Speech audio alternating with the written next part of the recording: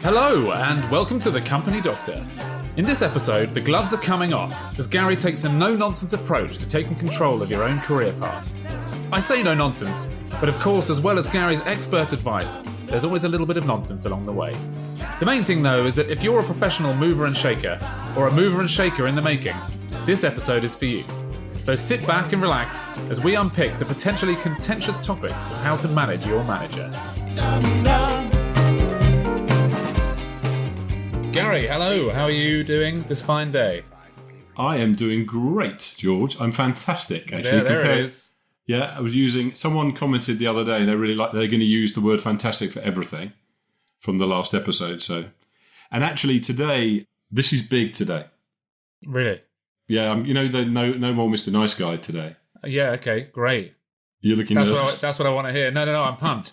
I saw the title that you sent over and it said Manage Your Manager Unauthorized. And it was just like, it sounds... Yeah. It really got me going. So yeah, I'm very much looking forward to this session.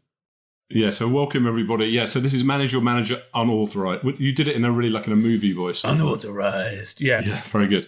I'm working on that. Soon. And so this is kind of the final piece of the jigsaw. Well, it's not the final piece, but it's an important piece of the jigsaw.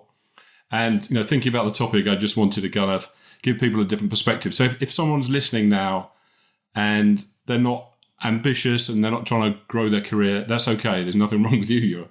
You're a great person. But this episode is about for people that really want to kind of take off in their careers. Yeah. And it's the final piece of the jigsaw for them, following the other stuff we've covered. Okay, great. Okay, so far? Exactly, sounds great. And it's something which I'm particularly quite, as a driven and ambitious person myself, it's something which I'm definitely interested to hear more about. If George's boss is listening, then yes. Yeah, I'm not going to manage you if you're listening. Yeah. No. Well, here's the interesting bit, right? Because when I was putting my notes together, if you're trying to manage your manager, you could be a manager yourself. Everyone's got a manager, haven't they? I mean, I've worked for myself for 14 years. But I've got two bosses. I was going to say the bank manager, but no one has a bank manager anymore. I work for myself. I've got the bank manager and the wife. Pretty much that takes care of most of my direction. So we've all got a boss. So you either want to keep this private because I'm going to give you some tips that you can use, or just maybe even use them. You never know. Yeah, use them or recognise they're being used on you. Oh yeah, look out for that. Let's definitely look out for that one. So the idea of today is to kind of reframe the intent for your manager relationship. Okay. Because, I work with a lot of companies. I coach a lot of people. I'm fortunate enough to coach people around the world. And I would say in the majority of cases, people are too passive about their relationship generally, because we're all worried about our jobs and we want to get promoted and get pay rise and all that kind of stuff. And we spend a lot of time focused on that. And there's nothing wrong with that. I get it. I mean, I was there myself, right? Yeah. But the danger is that you've got to either be you've got to be passive or you've got to be active. And what we want to talk about today is being active, not passive, and just reframing that relationship with your manager so you're not leaving it to chance. Okay. And how do you do that? What a great question. Well, so I want to move people away from being worried about their boss and losing their job to being active. And the danger of being active is you could be like the hamster on a wheel. A lot of people like the hamster on the wheel. They're working so hard, they're confusing activity with accomplishment. They're running fast. They're running really fast. They're really busy. They get home and they think, well, I've had a really busy day, and they have. But they're confusing activity with accomplishment. So the how-to for managing your manager is to use their force for good, not for evil. No, it sounds very Star Warsy, that. Very Star Warsy. Okay. So what we're going to try and do, we're going to take control of their energy and their experience and everything about them, but we're not going to manipulate, because that's not what we're doing here, but we're going to redirect that force for good. The danger is you can redirect that force for evil. We don't do that. No. Although it sounds like fun. It's always more fun, isn't it? But let's choose the good path. Yeah, so the good path, and the danger with this is we've covered a lot of stuff in different episodes. So I'm going to point you to a couple of episodes, because the number one topic is about vision. There's no point trying to reframe your manager if you don't know where you're going. And I'm not going to cover that again because we've covered it in other episodes, but I would highly recommend How to Get Promoted Without Being a Jerk as one of those episodes, because there's some really good stuff about having a bit of vision and know where you're going. But it's really important to. That's why this episode is not for everyone, because if you're kind of happy doing what you're doing, then crack on, right? There's nothing wrong with that. Right. But if you want to move further, then you need to know where you want to go. And I'm not saying you need to know what job you want to have. You've got to have a rough idea about where you're going. And if you are that hamster on the wheel, the problem is you probably haven't got time to do it. So, right. I would highly recommend people take at least 20% of their time thinking, planning, even if it's in their own time. And it is a case of that. Is it removing yourself from the day-to-day and sort of giving yourself a bit of time to focus on yourself and where you see yourself going? Yeah, because, you want a bit of a game plan. You don't want to be one of those people that, because you're fed up, then you want to do something about it. Well, you can be, but why do that? Why not plan in advance? And, we talked in a previous episode about personal brand. If you know where you're going and you've worked on your personal brand, a la the other episode, then that's a good foundation for managing a manager, because you've kind of earned the right for your manager to want to listen to you. Right. In the first place. So my first question to you, not you personally, but to everyone listening, is where do you want to go? And have you taken the time to think about it so that you're going to take your career in the right direction? Because you don't want to approach your manager without that solidly sort of firmly in your mind. Otherwise, if he or she then says, what do you want? How can I help you? If you don't have the answer to that, then there's no point in having that conversation in the first place. Yeah, and last time we were talking about, you want to go on holiday somewhere and you don't know where you're going. So I don't want to repeat the same stuff, but the principle is you do need to know where you're trying to take this. Now, you may think, well, actually, I don't want to stay in this company. I want to go somewhere else, and that's okay as well. But it doesn't mean you should jettison your career. I think what happens is that we go through an academic process with our manager and see them as a bit of an irritation sometimes, not always. I mean, everyone's got their best boss. If you think about, don't answer the question, but if you think about the best boss you ever had, what were the attributes about that boss? And they're quite rare. They obviously they will normally take an interest in you, or they help you get promoted, or they're working for in your defence for you. Yeah. But most managers aren't like that. And so what happens is that people just switch off because their manager's not like that and they're not doing their job. Nick on another podcast from PaySafe was talking about he felt it was really sad if managers aren't managing people's careers, but that unfortunately is the life we're in. But what I want to do is, even if they're not, we want to give people the tools to use that for good. Great. Sounds good. And you're right, it is a shame when that happens. Yeah, I do like it. But, I think bad managers beget bad managers, don't they? So if you had a bad manager or boss yourself, it's likely that you will then turn into one of those. So, you want to break the cycle, I think. Yeah, absolutely. You're talking of cycling. We definitely want to do that. And the other thing is, later on, I'm going to tell you how to drive your appraisal. We're going to cover that. Because, again, people are normally going through an exercise rather than actually using it for good. So my first takeaway in the vision is know where you're going, and you're in control of this. And so the next topic is to pilot your career. And what I mean by that is I want you to take control of where you're going and use your manager as your right hand, as your extended team, rather than I have to go and speak to my manager and I have to put up with what they're asking me to do and they really drive me mad, which they probably do.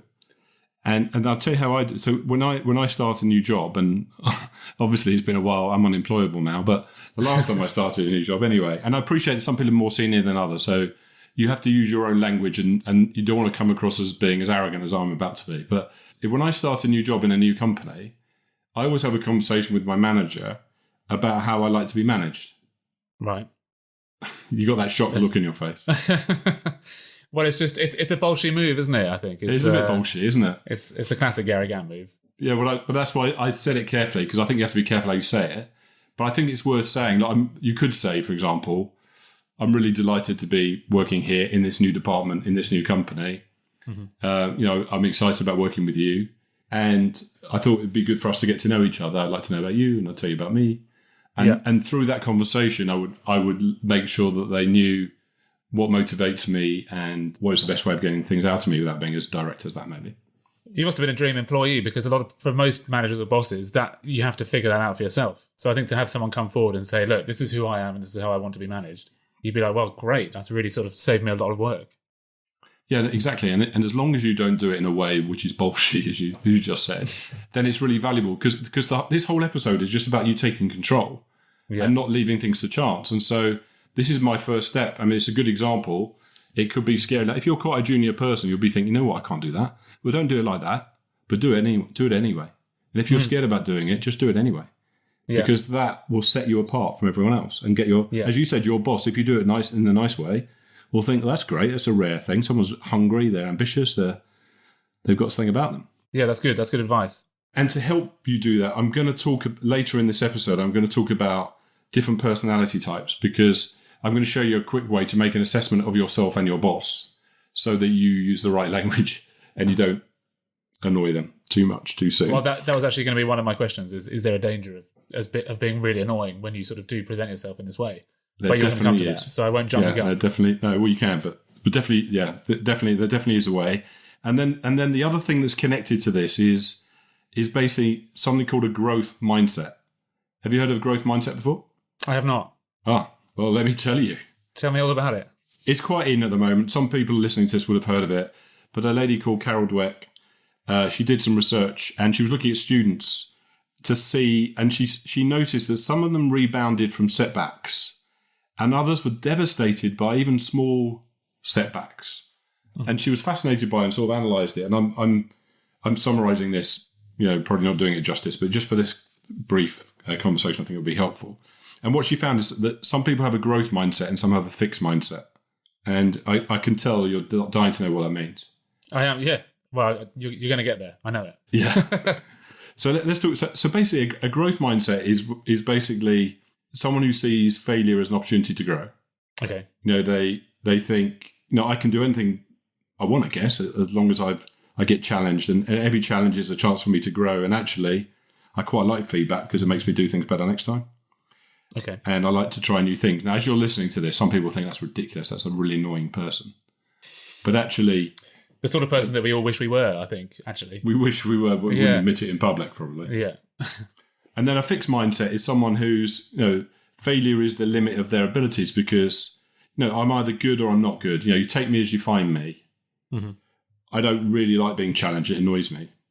And when I really get frustrated, I'd rather just give up and do something else. Or sometimes people will say, if it's meant to be, which I get some of that. Some of that's true. Yeah. And I don't like to be criticised. It really annoys me, particularly for certain people. And therefore, I'd rather stick to what I know. And if I can do it, I'll do it, right? But if I can't do it, I can't do it. That's a fixed mindset. Right. And I'm not being negative about one or the other. But what Carol found is the growth mindset really opens up. And if you're trying to manage your manager, you'll land a lot better with a growth mindset than a fixed mindset. That's good. That's interesting to know. And also, I think we all know people that are both. And as you say, there's no better way to be. It's just, I suppose you can force yourself to be a little bit more one than the other when it counts. Yeah, I mean, I think, without being controversial, I think growth mindset is the way to be. And I try to, none of us are perfect. And I try to be in that. I'm normally in that mindset, to be honest. Mm-hmm. But I try to make sure I'm in it. And I catch myself when I'm not. And that's what you have to do. And I think, as you say, if you're someone who, if you get a bit of negative feedback about a piece of work that you've done and it absolutely ruins your year, then I think, in those positions, you need to flip the switch a bit and sort of think, actually, I need to be more open to this sort of thing. Yeah, no, absolutely. And I've got 5 quick tips because I kind of want to get on to the next point of how. Do you want me to tell you how to get into the growth mindset? Tell me how, yeah. I'd like to know. Yeah, thanks for asking, George. Yeah, that's really great. Great question.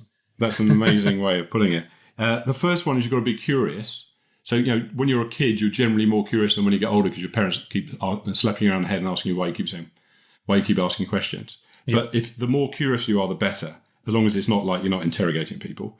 Secondly, if you look at failure as a learning opportunity, people that are really successful in life are people that go, you know what, I made some mistakes, I'm going to do it better next time. Mm-hmm. And they try and find the secret sauce to make it work. Third one is being optimistic, glass half full. There's a way, we believe there's a way. There's a t-shirt saying coming in a minute, by the way. Okay, yeah, can't wait. The fourth one is believe in yourself. You've got to believe in yourself enough without being arrogant about it. You've got to believe in yourself because if you don't believe in yourself, no one else will. And number 5 is, this is my t-shirt slogan, use the power of yet. I thought you were going to say yes. But I didn't.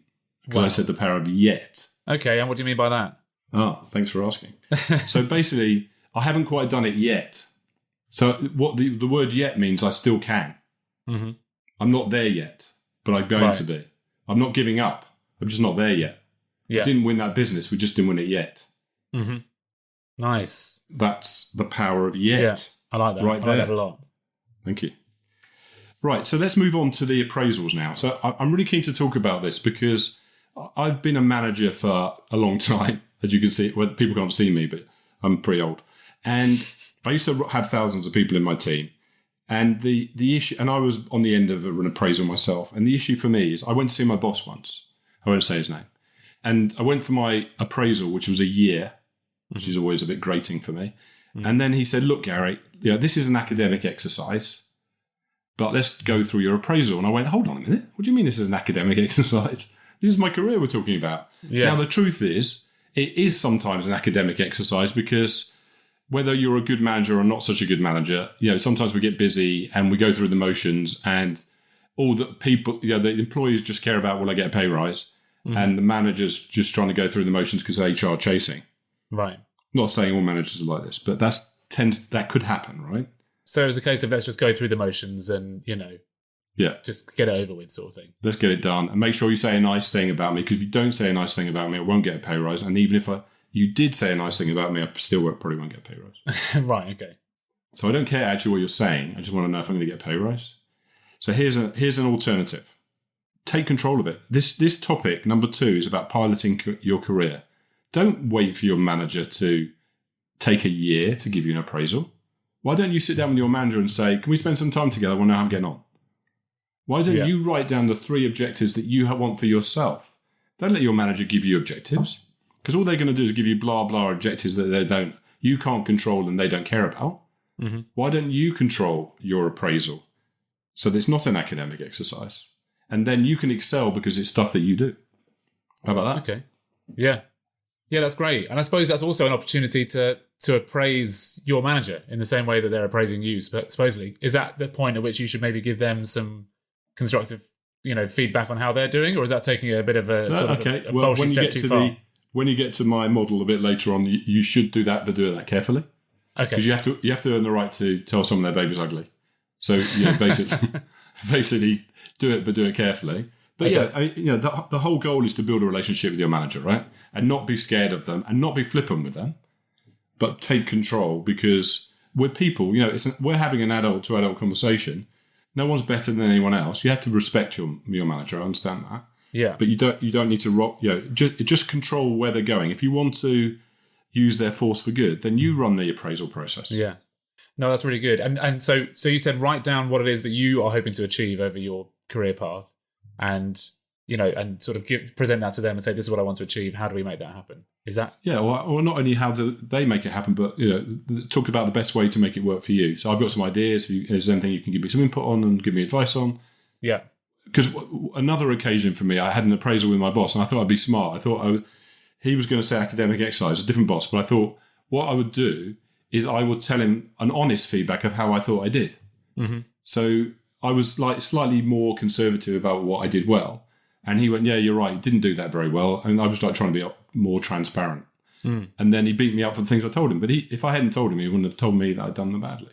So you sort of shot yourself in the foot there a bit. Yeah. Now, I'm not saying you shouldn't be honest. So that's the balance. But the key thing is get 3 objectives for yourself, get your boss's advice on how you can do them well, and make sure you have a regular review that isn't a year. Why would you want to wait a year? Because who remembers what happened in the beginning of the year, right?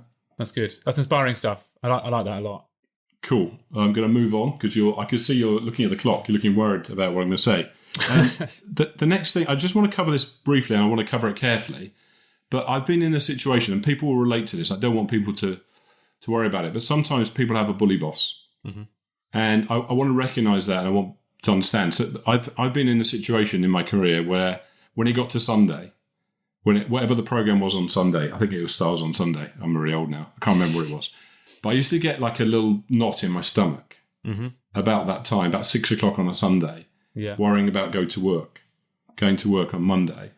And for some people listening to this, they'll relate to that. They've got a boss that's a bit of a bully, not intentionally maybe. It's quite controversial to say this, I know.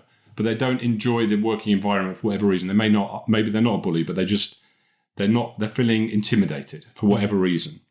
And here's my advice to you, and it's not easy advice.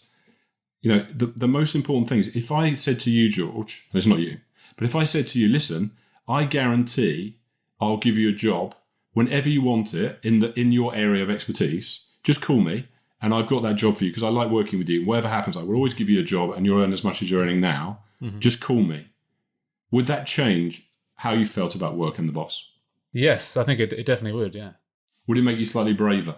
It's braver, more comfortable, more confident, definitely. Yeah, say that went on for a couple of years, and let's say that made you confident in a period to the point where maybe you might leave because of it. Or maybe you stayed on and because of your confidence, it pushed the boss back a bit. And then if I told you that wasn't real, nothing's really changed. It's just what's in your head. Placebo. It's a bit of a placebo. Yeah. So my recommendation to people that are in that situation is, build confidence by, we're going to talk about it later about having a plan B, but get your head in the right place that you're in control of your career. I know we're worried about our jobs in the future and it's a difficult market at the moment. Yeah. But it's not like a switch. You don't need to go and sort it out straight away. But if you, as part of your career, build a relationship with your manager, have something going on either within the company or outside. So you always have the confidence that you're in control, not someone else. Then it will make you. Why should you be at work and feel like that? That's not right. Did that work for you, Gary? If you don't mind me asking, was that something that you sorted out yourself? Yeah, it did. I think I spoke on episode 1 about go to town money. One of the other episodes. Yeah, that's right. Yeah, and I used that go to town money idea and building a bench of other jobs. I was always looking, so that even if they didn't turn into anything, I thought, well, I've got 2 or 3 irons in the fire. So if I don't like it, I think the ultimate thing to say is if it's really that bad, then you need to leave. Yeah. But I'm not saying that's an extreme case. But sure. But you never be in a position where you're not enjoying yourself. You spend most of your time at work. You might as well enjoy it, right? For sure. Yeah. But most bosses are not like that, and they generally want to help. They're just busy. Yeah. And but because they're busy, you've got to take control. Pilot your own career. That's number 2. Yeah. And then number 3 is what I call the reverse takeover. And what this is literally looking at where you're trying to go and reverse engineering it. Okay. So it's reverse engineering your career. And in order to do that, you really need to understand different management styles because everyone's different. So your boss might not be like you. And by the way, I'm not trying to paint the picture that all bosses are evil. It's not like that. It's not. But I just want you to take control of it. And there's a personality profiling model, which I don't normally like sharing models, but I'll share this one because I think it's a quick way of assessing your boss and yourself, called DISC. D stands for dominance, I stands for influence, S stands for steadiness or sensitivity, and C stands for consciousness or being clinical. And if you took a piece of paper, which I know is a bit 1980s, and then you drew a line down the middle of the paper, did a cross and a line across. So a line down a line. Should I do this right now? Yeah, absolutely. I happen to have pen and pad. You have paper? That's amazing. amazing. How about that? So a line down the middle and a line across. Yeah. And so on the left-hand side, I want you to write the word task. And on the right-hand side, I want you to write the word people. So you're either task-oriented or you're people-oriented. Yeah. And then at the top of the other axes is active, and at the bottom is passive. So you're either task-oriented or you're people-oriented, or you're either active or you're passive. I'm oversimplifying, but it's a very quick way to work out the type of manager you are and your bosses. Right, okay. And then the D, so the D is dominant. You're direct, you want results, you're strong-willed, you're forceful kind of person. Influence is you're the party animal, you're outgoing, you're enthusiastic, you're optimistic, you're high-spirited. You're the lively person, you're always on the phone. The steadiness or sensitive is you're very level-headed, you're accommodating, you're patient, you don't like to upset anybody, you're sensitive, you're tactful. And the consciousness one or the clinical one is you're analytical. You want to know the chemical makeup of everything that anyone ever talks to you about. You're reserved, you're precise, you're formulaic, you're analytical. So you've got that kind of 4 quadrants, and the very quick way, and I'm going to give you a longer version, which is probably a bit more useful, is look where you're 51%. If you're 51% task-oriented, then you're on the left. Yeah. If you're 51% the other way, you're on the right. And likewise, if you're more active than passive, then even if it's 51%, that's where you fit. So you're going to end up either dominant, influenced, conscious, or sensitive. And you'll have a combination because life's not like that, right? Yeah. For those of you that know Tony Robbins, if you go to the Tony Robbins website, even if you don't know him, he's got a free online assessment, which it takes about 10 minutes. They won't drive you mad with advertising, but it's actually quite useful, and you get a quick summary and result. But more importantly, it tells you how to manage someone who is like that. For example, if someone is dominant, they just like stuff quick, don't give me the detail, get to the point. Yeah. If that makes sense? Yeah. If someone's sensitive, they don't want to speak up in a room, and they don't like to shout about stuff. If someone's influence-based, they like to be the centre of attention, they like energy. And if someone's clinical, they're an introvert, they like detail, they don't shout, don't be too energetic with them. Right, okay. And this helps you and your boss will be able to work together as a quick intro model. I think that will really help people. That's really handy, yeah. And that's good not just for people that are looking to manage their managers, but also people that who are managers, just looking to be better ones. So I think that's... Yeah, because it helps you up your game. A good example is I'm kind of one of those outgoing people, can be kind of slightly unorganised sometimes, but for some things I'm really organised. Yeah. And I have to up my game because I know, like, for example, I do a lot of transitions for business, and I'm really good at doing it because I have an attention to detail which I wouldn't normally have. But I use my personality to get people to do what I want. Right. But I have to up my game. So I know that that's a failing for me of being formulaic and detailed. But when I need to be, I can be. So that's something for people to understand. So the reverse takeover is if you can do that profile, do the quicker version. Don't ask your boss to fill it in. And then you know what you're dealing with. I think that will really help you. Yeah. And then the other thing I would recommend is do skip level relationship building. I don't know what that is. I don't mean skip. You can skip in the office. But I do sometimes. I skip to the office occasionally. I skip to the office and I'm happy. Sometimes I skip when I'm happy, but this is more. Yeah, if you're just working at one level, the skip level is the next level up or across. Right. If you can build relationships next level up and across, as well as, again, sometimes you'll put your manager's nose out of joint, so don't do it in that way. Do it tactfully, but as a way of widening your network, because we talk about that in the networking episode. That's right. Then you get the chance to elevate your boss. So if you can say good things about your boss with their boss, then they like you more. Yeah. Okay. And also, you're widening your scope and your network beyond your boss. So if you get stuck with someone, then you've got an out. And your boss's boss knows who you are, and so did and you're on the radar. And we always think yeah. that's important to do, right? We spoke about on the networking episode. What's a good sort of natural way of initiating that sort of dialogue? Is there an easy way in? Yeah, I mean, there's two easy ways in. One is ask your boss to take on a project that's sticky that they need help with. And use that to leverage to their boss to make on the basis you're going to help make them look good and you're taking on something that's difficult and therefore it raises everyone's profile. Or the other one is, look, I'm trying to advance my career. I would really appreciate getting some time with your boss or whatever their name is. Would you mind introducing me at some point or arranging a meeting for? Okay. Now they'll do that if you've got credibility with them. So if you feel you don't have credibility with your boss, then you need to work on it. Right. To get to that point. But taking on a project is quite a good way. Okay. And then the final thing is, in all of this, always have a plan B inside the company you're at and outside. I'm always looking, not because I'm trying to leave, not because I'm trying to threaten the company I'm in. I need to pilot my own career. In order to pilot my career, I need to take control. I'm not going to leave it to anyone else. I'm not being arrogant about it. If it's going to be, it's up to me. No one else is going to do it for me. It's very rare to have a boss who's going to be massively championing your career, and I know I'm being disingenuous to a lot of people, but don't leave it to chance. And I would give the same advice to my kids and to anyone I coach. You're in control.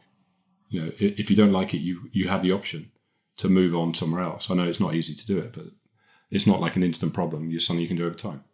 No, I think that's actually one of the most valuable pieces of advice and that's a thread that's gone through a lot of these episodes, isn't it? I think and. I think having that fallback option, it's not even a fallback option because we're not talking about being reactive or, as you say, threatening. It's more just knowing that this position you're in currently isn't the be-all and end-all and there are other options out there. Exactly. So here's my 3 takeaways, and I'm just about on time. First one is have a clear vision. It's really important to know where you're going, otherwise the rest of it is a bit difficult it's like building a house on jelly. And have a growth mindset. Don't think that's a T-shirt, is it? It's not. No. Well, I was going to say, I think you just said if it's going to be, it's up to me. And I think that is a T-shirt. I'm not sure if that's one of your phrases, and I'm not sure if you've used it before, but I really like it. I have. So I think that's our T-shirt again. You're amazing, George. The second one is reframe how you see your manager. Yeah. Again, I'm not trying to paint this picture that all managers are evil because they're not. Most of them are just either it could be a really good manager that haven't got time, or maybe they have, and they're busy, or they have no experience. I don't know. There's a whole bunch. It doesn't matter. It's not. That's not your problem. Your problem is you. So reframe how you see your manager and use their force for good, and plot and pilot your career. It's up to you. Yeah. If it's going to be, it's up to me. And finally, adapt, to different styles of management to maximize the input. Because if you presume everyone's the same, then you'll be wrong, and it won't land as well as it could have done. So look through their lens and adapt accordingly, and then you'll be amazed by the results that you get. And that's me in a nutshell. Wonderful. I find that really fascinating. So thank you very much. And I could carry on talking about this for ages, but we won't. We'll leave it there. Thank you very much, Gary, and we will see you all next time. Thanks, George. See you soon. Bye.